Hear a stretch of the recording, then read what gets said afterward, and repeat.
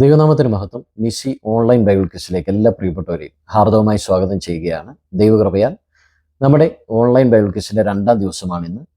കഴിഞ്ഞ ദിവസം നമ്മൾ ഉൽപ്പത്തിൽ നിന്നും 5 ചോദ്യങ്ങൾ ചോദിച്ചിരുന്നു. പല പ്രിയപ്പെട്ടവരും ഇപ്പോഴും നിബന്ധനകൾ തെറ്റിച്ചുകൊണ്ടാണ് ഉത്തരം അയക്കുന്നത്. അതായത് ഓരോന്നോരോന്നായിട്ട് ഉത്തരം അയക്കുന്നുണ്ട്. ദയവേത് എൻ്റെ പ്രിയപ്പെട്ടവർ അങ്ങനെ ഉത്തരം അയക്കരുത്.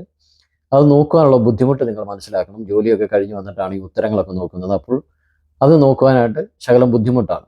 അതുകൊണ്ട് നിങ്ങൾ ഉത്തരങ്ങളെല്ലാം ഒരുമിച്ച് അയക്കുക. 5 ചോദ്യങ്ങളല്ലേ ഉള്ളൂ. 5 ചോദ്യങ്ങൾക്ക് ഒരുമിച്ച് ഉത്തരം അയക്കാൻ എന്താ ഇത്ര ബുദ്ധിമുട്ട്? അതുകൊണ്ട് നിങ്ങൾ എല്ലാവരും ഒരുമിച്ച് തന്നെ ഉത്തരം അയക്കുവാനായിട്ട് ശ്രമിക്കുക. അതുപോലെ തന്നെ പല പ്രിയപ്പെട്ടവരും വാട്സപ്പിൽ ഉത്തരം അയക്കുന്നുണ്ട്. വാട്സപ്പിലല്ല ഉത്തരം അയക്കേണ്ടത്. ഈ വീഡിയോയ്ക്ക് താഴെ തന്നെ നിങ്ങൾ കമൻറ്റ് ചെയ്താൽ മതി. നിങ്ങളുടെ ഉത്തരങ്ങൾ മറ്റാരും കാണത്തില്ല. മറ്റുള്ളവരുടെ ഉത്തരങ്ങൾ നിങ്ങൾക്കും കാണാൻ പറ്റുന്നില്ല. നിങ്ങൾ കമൻറ്റ് ചെയ്യുമ്പോൾ കാണാം, മറ്റാരുടെയും ഉത്തരങ്ങൾ അവിടെ നിങ്ങൾക്ക് കാണാൻ പറ്റത്തില്ല. അതുകൊണ്ട് നിങ്ങളുടെ ഉത്തരങ്ങൾ മറ്റാർക്കും കാണാനും പറ്റത്തില്ല. ആ കാര്യം എല്ലാവരും ഓർമ്മിക്കുക. ഒരു കാര്യം കൂടെ പറഞ്ഞുകൊള്ളട്ടെ, നമ്മുടെ ഈ ബൈബിൾ ക്വിസ് സമയക്രമത്തിലല്ല. നിങ്ങൾ ഏറ്റവും മുന്നേ അയക്കുവാനല്ല ശ്രമിക്കേണ്ടത്. ശരിയായ ഉത്തരം ഏറ്റവും ആദ്യം അയക്കുവാനാണ് ശ്രമിക്കേണ്ടത്. പല പ്രിയപ്പെട്ടവരും ചോദ്യങ്ങളിട്ട് മണിക്കൂറുകൾക്കുള്ളിൽ തന്നെ ഉത്തരങ്ങൾ അയച്ചു. അവരുടെയൊക്കെ ഓരോ ഉത്തരവൊക്കെ തെറ്റിയിട്ടുണ്ട്. അപ്പോൾ ആദ്യം ശരി ഉത്തരം അയക്കുവാനായിട്ട് ശ്രമിക്കുക. അല്ലാതെ ആദ്യം എന്തെങ്കിലും അയച്ച് ആദ്യം ഉത്തരം അയച്ചു എന്ന് വരുത്തി തീർക്കുവാനായിട്ട് ആരും ശ്രമിക്കരുത്. ദൈവവചനം പഠിക്കുവാനായിട്ടാണ് നമ്മളിതെല്ലാം ചെയ്യുന്നത്. അപ്പോൾ വചനം വായിച്ച് തന്നെ ഉത്തരങ്ങൾ കണ്ടെത്തുവാനായിട്ട് എല്ലാവരും ശ്രമിക്കുക. അതുപോലെ തന്നെ നമ്മുടെ കഴിഞ്ഞ ദിവസത്തെ ചോദ്യങ്ങൾ ഉൽപ്പത്തിൽ നിന്നായിരുന്നു. 5 ചോദ്യങ്ങളായിരുന്നു. ആ 5 ചോദ്യങ്ങൾ അതിൻ്റെ ഉത്തരങ്ങളും നമുക്കൊന്ന് നോക്കാം. ആദ്യത്തെ നമ്മുടെ ചോദ്യം ഇതായിരുന്നു: ലോത്ത് ഭയപ്പെട്ടത് എന്തിനാണ്? അതിൻ്റെ ഉത്തരം ഇതാണ്: സോവരിൽ പാർപ്പാനാണ് ലോത്ത് ഭയപ്പെട്ടത്. ഉൽപ്പത്തി പുസ്തകം 19-ാം അധ്യായം 30-ാം വാക്യം. നമ്മുടെ രണ്ടാമത്തെ ചോദ്യം ഇതായിരുന്നു: ഒരു ശരീരാവയവത്തിന് പറയുന്ന മറ്റൊരു പേര്. ഈ പേര് ബൈബിളിൽ 2 പ്രാവശ്യമുണ്ട്. ഉൽപ്പത്തിയിൽ 1 പ്രാവശ്യം ഇത് കാണുന്നുണ്ട്. ശരീരാവയവം ഏതാണ്? മറ്റൊരു പേരെന്താണ്? പല പ്രിയപ്പെട്ടവരും ഭുജമെന്നും കൈയെന്നും, ഞാൻ ആ കൈ കരം എന്ന് പറഞ്ഞത് ഒരു ഉദാഹരണം മാത്രമായിരുന്നു. പല പ്രിയപ്പെട്ടവരും അത് തന്നെ ഉത്തരവ് എഴുതി വെച്ചിട്ടുണ്ട്. അതുപോലെ തന്നെ അസ്ഥി എന്നും വാരിയൽ എന്നും ഉത്തരവ് എഴുതിയിട്ടുണ്ട്. എന്നാൽ നമ്മുടെ ഉത്തരം വരുന്നത് അവയവം, അതായത് അവയവം ശരീരാവയവം ഏതായിരുന്നു എന്നുള്ള ചോദ്യമുണ്ടായിരുന്നു. അപ്പോൾ നമ്മുടെ അവയവം വരുന്നത് നെഞ്ചാണ്. ശരീരത്തിൻ്റെ മധ്യഭാഗം, അതായത് ഉരസ്. ബൈബിളിൽ പറഞ്ഞിരിക്കുന്ന ഉരസ് എന്ന് പറയുന്നത് 2 പ്രാവശ്യമേ ഉള്ളൂ. ഉൽപ്പത്തിയിൽ 1 പ്രാവശ്യമുണ്ട്. ഉൽപ്പത്തി പുസ്തകം 3-ാം അധ്യായം 14-ാം വാക്യത്തിൽ നമുക്ക് ഉരസ് എന്ന് കാണാം. ഉരസ് എന്ന് പറഞ്ഞാൽ നെഞ്ച് അല്ലെങ്കിൽ ശരീരത്തിൻ്റെ മധ്യഭാഗം എന്നാണ് അർത്ഥം. അപ്പോൾ ഇതാണ് അതിൻ്റെ ശരിയായ ഉത്തരം. നമ്മുടെ 3ാമത്തെ ചോദ്യം ഇതായിരുന്നു: 2 പേരുടെ ജീവിതത്തിൽ ഒരേ സമയം ഒരു സംഭവം നടന്നു. 2 പേരും ഒരേ സമയം അത് തിരിച്ചറിഞ്ഞു. 2 പേർ ആരൊക്കെയാണ്? തിരിച്ചറിഞ്ഞ ആ സംഭവം എന്താണ്? പലരും ആദവും ഹവ്വയും എഴുതിയിട്ടുണ്ട്. അതുപോലെ തന്നെ അപ്പക്കാരുടെ പ്രമാണിയും പാനപാത്രവാഹകരുടെ പ്രമാണിയും എന്നും എഴുതിയിട്ടുണ്ട്. എന്നാൽ ഇതിൻ്റെ ശരിയായ ഉത്തരം ഉൽപ്പത്തി പുസ്തകം 3-ാം അധ്യായം 7-ാം വാക്യം നാം വായിക്കുമ്പോൾ ഇങ്ങനെ കാണുന്നു: ഉടനെ ഇരുവരുടെയും കണ്ണു തുറന്നു, തങ്ങൾ നഗ്നരെന്നറിഞ്ഞു, അത്തിയില കൂട്ടിത്തുന്നി തങ്ങൾക്ക് അരയാടയുണ്ടാക്കി. അപ്പോൾ ഇതിൻ്റെ ശരിയായ ഉത്തരം ആദവും ഹവ്വയും തന്നെയാണ്. അവർ തിരിച്ചറിഞ്ഞ സംഭവം എന്ന് പറയുന്നത് അവർ കണ്ണു തുറന്ന് അവർ നഗ്നരെന്ന്, 2 പേരും നഗ്നരാണെന്ന് അവർ തിരിച്ചറിഞ്ഞു. ഇതാണ് സംഭവം. അപ്പക്കാരുടെ പ്രമാണിയും പാനപാത്രവാഹകരുടെ പ്രമാണിയും ഉത്തരം ശരിയാണോ എന്ന് നിങ്ങൾക്കൊരു സംശയം വന്നേക്കാം.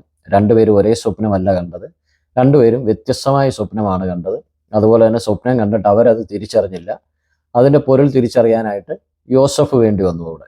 അപ്പോൾ അത് 2 പേരും ഒരേ സമയം തിരിച്ചറിഞ്ഞിട്ടില്ല. അതെന്താണ് കണ്ടതെന്നോ സ്വപ്നം കണ്ടതെന്നോ ആ സ്വപ്നത്തിൻ്റെ പൊരുളോ അവർ തിരിച്ചറിഞ്ഞിട്ടില്ല. ഇതാണ് ശരിയായ ഉത്തരം. അവർ അവരുടെ കണ്ണ് തുറന്നു, അവർ നഗ്നരെന്ന് കണ്ടു, ആദവും ഹവ്വയും. ഇതാണ് അതിൻ്റെ ശരിയായ ഉത്തരം. എല്ലാവർക്കും മനസ്സിലായെന്ന് കരുതുന്നു. നമ്മുടെ 4ാമത്തെ ചോദ്യം ഇതായിരുന്നു: കാൽ ചവിട്ടിയത് മൂലം അനുഗ്രഹം ലഭിച്ചത് ആർക്കാണ്? ഇതിൻ്റെ ശരിയായ ഉത്തരം ലാബാൻ എന്നാണ്. യാക്കോബ് പറയുന്ന ഒരു വാക്യമാണ്. ഉൽപ്പത്തി പുസ്തകം 30-ാം അധ്യായം 30-ാം വാക്യത്തിൽ നാം ഇങ്ങനെ വായിക്കുന്നു: ഞാൻ വരും മുൻപേ നിനക്ക് അല്പമേ ഉണ്ടായിരുന്നുള്ളൂ, ഇപ്പോൾ അത് അത്യന്തം വർദ്ധിച്ചിരിക്കുന്നു. ഞാൻ കാൽ വെച്ചെടുത്തൊക്കെയും യഹോവ നിന്നെ അനുഗ്രഹിച്ചിരിക്കുന്നു. ഇനി എൻ്റെ സ്വന്തം ഭവനത്തിന് വേണ്ടി ഞാൻ എപ്പോൾ കരുതും എന്ന് പറഞ്ഞു. ഇത് യാക്കോബ് ലാബാനോട് പറയുന്നതാണ്. അപ്പോൾ യാക്കോബ് കാൽ വെച്ചതുകൊണ്ട് അനുഗ്രഹം ലഭിച്ചത് ലാബാനാണ്. നമ്മുടെ അഞ്ചാമത്തെ ചോദ്യം ചേരുംപടി ചേർക്കാനായിരുന്നു. ഇതിൻ്റെ ഉത്തരങ്ങൾ മാത്രം ഞാനൊന്ന് പറയാം. റെഫറൻസ് നോക്കിയിട്ട് നിങ്ങളത് വായിച്ചു കഴിഞ്ഞാൽ ആ സംഭവം എന്താണെന്ന് മനസ്സിലാവും. സമയം ലാഭിക്കാൻ വേണ്ടി ഞാൻ ആ റെഫറൻസ് മാത്രമേ പറയുന്നുള്ളൂ. നമ്മുടെ ആദ്യത്തെ ചേരുംപടി ചേർക്കാനുള്ളത് സോതോമായിരുന്നു. അതിൻ്റെ ഉത്തരം വരുന്നത് 50. ഉൽപ്പത്തി പുസ്തകം 18-ാം അധ്യായം 26-ാം വാക്യം. രണ്ടാമത്തത് അബ്രഹാം. അതിൻ്റെ ഉത്തരം 99. ഉൽപ്പത്തി പുസ്തകം 17-1. മൂന്നാമത്തത് ഇസ്മയേൽ. അതിൻ്റെ ഉത്തരം വരുന്നത് 13. ഉൽപ്പത്തി 17-25. നാലാമത്തത് യാക്കോബ്. അതിൻ്റെ ഉത്തരം വരുന്നത് 17. ഉൽപ്പത്തി പുസ്തകം 47-28. അഞ്ചാമത്തത് യോസഫ്. അതിൻ്റെ ഉത്തരം വരുന്നത് 110. ഉൽപ്പത്തി പുസ്തകം 50-26. ഇതിൻ്റെ ശരിയുത്തരം അയച്ചവർ ആരൊക്കെയാണെന്ന് നോക്കാം. അതുപോലെ തന്നെ ആദ്യത്തെ ദിവസത്തെ വിജയികൾ ആരൊക്കെയാണെന്ന് നോക്കാം. നമുക്ക് ആദ്യത്തെ ദിവസം നറുക്കെടുക്കേണ്ടതായി വന്നില്ല. 3 പേർ മാത്രമാണ് നമ്മുടെ ശരി ഉത്തരങ്ങൾ അയച്ചിരിക്കുന്നത്. നിങ്ങളുടെ ഉത്തരങ്ങൾ നിങ്ങൾ തന്നെ ഒന്ന് ചെക്ക് ചെയ്യുക. അതുപോലെ തന്നെ ആരുടെയെങ്കിലും ഉത്തരം ഇതിൽ കാണുന്നില്ല എങ്കിൽ അതുകൂടി ഒന്ന് അറിയിക്കുവാനായിട്ട് ശ്രദ്ധിക്കുക. നിങ്ങൾ സാവകാശ ഉത്തരം അയച്ചാൽ മതി. ഇതിനകത്ത് തന്നെ ഏകദേശം അവസാനം നമ്മൾ ചോദ്യം ഇട്ടതിൻ്റെ അന്ന് രാത്രിയിൽ നമ്മൾ 5 മണിക്ക് ചോദ്യം ഇട്ടു. ഏകദേശം 10-11 മണിയായപ്പോൾ ഉത്തരം അയച്ച ആളുടെ ഉത്തരമാണ് ശരിയായിരിക്കുന്നത്. അതുകൊണ്ട് ചിന്തിച്ച് വചനം വായിച്ച് എല്ലാവരും ഉത്തരം എഴുതുവാനായിട്ട് ശ്രദ്ധിക്കുക. ദൈവവചന പഠനം മാത്രമായിരിക്കണം നമ്മുടെ ലക്ഷ്യം.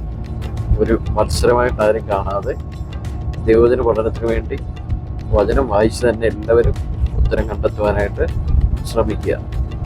അതിനായിട്ട് ദൈവം എല്ലാവരെയും അനുഗ്രഹിക്കട്ടെ. പങ്കെടുത്ത എല്ലാ പ്രിയപ്പെട്ടവർക്കും ദൈവനാമത്തിലുള്ള നന്ദി അറിയിക്കുന്നു. തുടർന്നുള്ള ബൈബിൾ ക്വിസിലും ഉത്സാഹത്തോടു കൂടി തന്നെ പങ്കെടുക്കുക. നിങ്ങളുടെ പ്രിയപ്പെട്ടവർക്ക് ഈ ചാനലൊന്ന് പരിചയപ്പെടുത്തി കൊടുക്കുക. അവർക്ക് ദൈവവചനം പഠിക്കുവാനുള്ള ഒരു അവസരം ഒരുക്കി കൊടുക്കുവാനായിട്ട് എല്ലാവരും ശ്രദ്ധിക്കുക. നമ്മുടെ ആദ്യത്തെ ദിവസം എല്ലാ ചോദ്യങ്ങൾക്കും ശരിയുത്തരം അയച്ചുകൊണ്ട് ഒന്നാമതായി എത്തിയിരിക്കുന്നത് സിസ്റ്റർ ലിജിമോൾ കെ ചാണ്ടിയാണ്.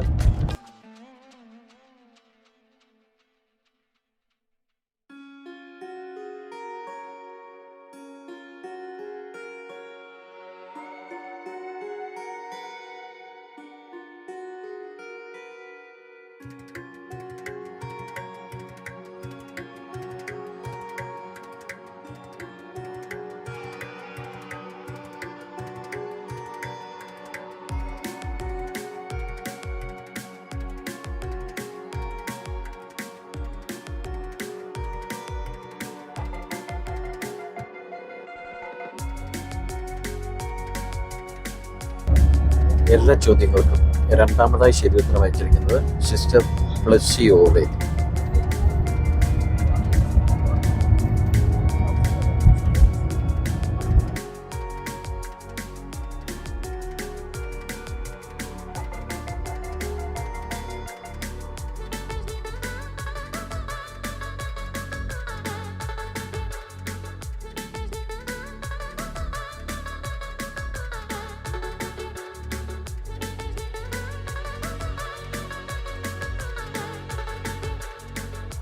എല്ലാ ചോദ്യങ്ങൾക്കും ശരിയുത്തരം അയച്ചുകൊണ്ട് 3-ാം സ്ഥാനത്തെത്തിയിരിക്കുന്നത് സിസ്റ്റർ ശുഭ മനു.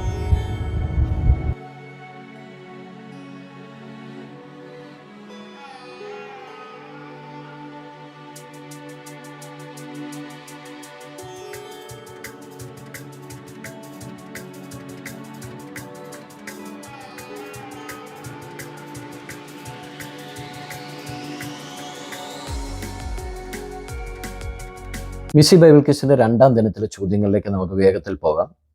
2-ാം ദിവസത്തെ ആദ്യത്തെ ചോദ്യം ഇതാണ്: കൗശലം കൊണ്ട് രാജകൽപ്പന ലംഘിച്ചവർ ആരെല്ലാമാണ്? ചോദ്യം ഒരിക്കൽ കൂടി ആവർത്തിക്കാം. കൗശലം കൊണ്ട് രാജകൽപ്പന ലംഘിച്ചവർ ആരെല്ലാമാണ്? 2-ാമത്തെ ചോദ്യം ഇതാണ്: ഇസ്രായേൽ മക്കളോട് പറയേണ്ടതിന് മോശയ്ക്ക് ദൈവം വെളിപ്പെടുത്തിയ തൻ്റെ പേര് എന്താണ്? ചോദ്യം ഒരിക്കൽ കൂടി ആവർത്തിക്കാം. ഇസ്രായേൽ മക്കളോട് പറയേണ്ടതിന് ദൈവം മോശയ്ക്ക് വെളിപ്പെടുത്തിയ തൻ്റെ പേര് എന്താണ്? 3-ാമത്തെ ചോദ്യം ഇതാണ്: 10 ബാധകളെക്കുറിച്ച് പുറപ്പാട് പുസ്തകത്തിൽ നാം കാണുന്നുണ്ട്, പഠിക്കുന്നുണ്ട്. അങ്ങനെയെങ്കിൽ വിളകൾ നശിച്ചു പോകാതിരുന്നത് എത്രാമത്തെ ബാധയിലാണ്? ബാധ ഏതാണ്? വിളകൾ നശിച്ചു പോകാത്തതിൻ്റെ കാരണം എന്താണ്? വിളകൾ എന്തെല്ലാമാണ്? ചോദ്യം ഒരിക്കൽ കൂടി പറയാം, ശ്രദ്ധിച്ചു കേൾക്കുക. 10 ബാധകളെക്കുറിച്ച് പുറപ്പാട് പുസ്തകത്തിൽ നാം പഠിക്കുന്നുണ്ട്. അങ്ങനെയെങ്കിൽ വിളകൾ നശിച്ചു പോകാതിരുന്നത് എത്രാമത്തെ ബാധയിലാണ്? ബാധ ഏതാണ്? വിളകൾ നശിച്ചു പോകാത്തതിൻ്റെ കാരണം എന്താണ്? വിളകൾ എന്തെല്ലാമാണ്? നമ്മുടെ 4ാമത്തെ ചോദ്യം ഇതാണ്. എന്നെ കരുതുവാൻ പറഞ്ഞിട്ടുണ്ട്, എന്നിൽ ഒരു കൂട്ടർ നിന്നിട്ടുണ്ട്, ഒരു നിർമ്മിതിയെ തകർത്തിട്ടുണ്ട്, ഒരു നിർമ്മിതി ഉണ്ടാക്കിയിട്ടുണ്ട്. ചോദ്യം ഒരിക്കൽ കൂടി ആവർത്തിക്കാം.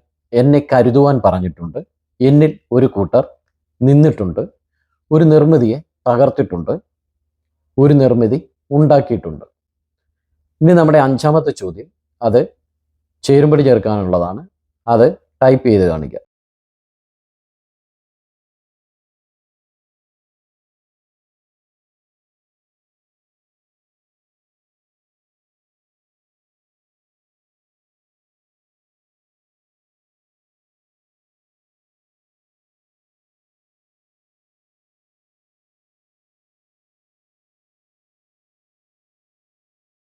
ഇത്രയുമാണ് നമ്മുടെ 2ാം ദിവസത്തെ ചോദ്യങ്ങൾ.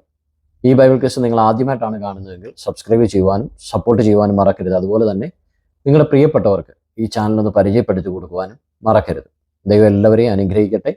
പങ്കെടുത്ത എല്ലാ പ്രിയപ്പെട്ടവരെയും ദൈവം ധാരാളമായി അനുഗ്രഹിക്കുമാറാകട്ടെ.